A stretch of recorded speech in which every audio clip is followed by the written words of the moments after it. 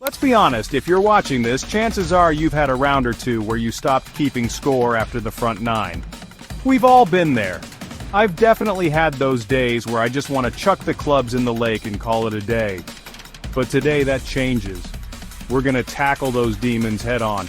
I'm gonna give you simple, game-changing tips to help you break 100 and finally start feeling like you actually know what you're doing out there. So grab your clubs, take a deep breath, and let's dive in. Right, let's talk strategy. Golf is as much a mental game as it is a physical one. You can't just rely on brute strength or flashy shots to get you through a round. You need to think, plan, and execute with precision. Look, I get it. We all want to be Tiger Woods pulling off ridiculous shots. The allure of hitting that 1 in a million shot is strong. It's like trying to hit a home run every time you're at bat. We see those miracle recoveries on TV and think, I can do that. But if you're trying to break 100, let's focus on playing smart instead of going full SportsCenter highlight mode. Those pros have spent years perfecting their craft, and even they don't always pull it off. Think about it this way.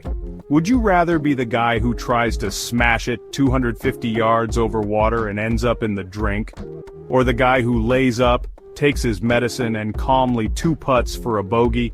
The latter might not make headlines, but it will certainly keep your scorecard in check. Exactly. A boring bogey is a million times better than a quadruple bogey, trust me. It's about minimizing damage and keeping your round steady. Consistency is key. I've learned that the hard way. So many times I've tried to be a hero on the course only to end up with a score that looks like my phone number. It's a painful lesson, but one that ultimately makes you a better golfer. Remember, golf is a game of strategy, not just power. It's about making smart decisions, knowing when to take risks, and when to play it safe. It's a chess match on grass. Every shot doesn't have to be Instagram-worthy. Sometimes the smartest shot is the simplest one. A well-placed layup or a safe shot to the middle of the green can save you strokes. Play the percentages, play for the fat part of the green, and avoid those big numbers on the scorecard. It's about giving yourself the best chance to succeed on every hole. You'll be amazed at how much better your scores look when you stop trying to be a hero on every shot. Trust in your strategy, play smart, and watch your game improve. Here's a fact that might surprise you. Almost 70% of golf shots happen within 100 yards of the hole. That's a staggering number when you think about it. It means that the majority of your game is played in this critical zone, where precision and finesse are key. That's right, most of golf isn't about bombing drives. It's about those delicate little shots around the green. These are the shots that can make or break your round. A well-executed chip or pitch can save you from a bogey, or even set you up for a birdie. That means if you want to break 100, you need to focus less on your driver, and more on your wedges and putting. Spend time getting to know your wedges, understanding how they interact with different lies and conditions. And don't forget, putting, it's where you can shave off the most strokes. Think about it, you can hit a terrible drive, hack it out of the rough, and still save par if you've got a killer short game. It's all about recovery and making the most out of every situation. A strong short game can turn a potential disaster into a scoring opportunity. Spend extra time practicing chipping and lag putting, and you'll save a ton of strokes. These are the areas where you can make the biggest impact on your scorecard. Consistent practice will build your confidence and improve your touch around the greens. I'm talking hours at the chipping green, folks. Dedication and repetition are key. The more you practice, the more these shots will become second nature. You'll start to see the results in your scores and your overall enjoyment of the game. Get those wrists loose, feel the weight of the club head, and practice those different lies. Each lie presents a unique challenge, and mastering them will give you the versatility needed to handle any situation on the course. And remember, no one cares how far you drive if you three-putt every green. Putting is where the game is won or lost. A solid putting game can save you from a lot of frustration and keep your scores low. I've seen it 1,000 times. Someone crushes their drive 300 yards down the middle, then proceeds to four-putt for a double bogey. It's a painful sight, but it's a common mistake. Don't let your hard work off the tee go to waste on the green. Don't be that guy. Master the short game and watch your scores plummet. With dedication and practice, you'll see significant improvements in your game. So get out there, focus on those crucial short shots, and take your game to the next level. You ever miss a 2-foot putt and feel like quitting golf forever? Yeah, me too. It's happened to the best of us. But here's the deal. If you want to break 100, you absolutely have to stop 3-putting. Those extra putts add up like nobody's business. A solid lag putt and a confident short putt will shave strokes off your score faster than a new $500 driver. Think about it. You can buy all the fancy gear you want, but if you can't sink a 4-footer, it's not going to help you break 100. So next time you practice, hit the putting green before the driving range. Work on your speed control, find a putting routine that works for you, and practice those pressure putts. Your scorecard will thank you. Chapter 4. Avoid penalty strokes at all costs. Penalty strokes are silent scorecard killers. Every time you hit it OB or into the water, you're basically giving the course free strokes. These strokes can add up quickly, turning a decent round into a frustrating one. It's essential to understand the layout of the course and identify potential trouble spots before you even tee off. And trust me, the course doesn't need any help beating you. Instead of trying to bomb it over hazards, play to the widest part of the fairway.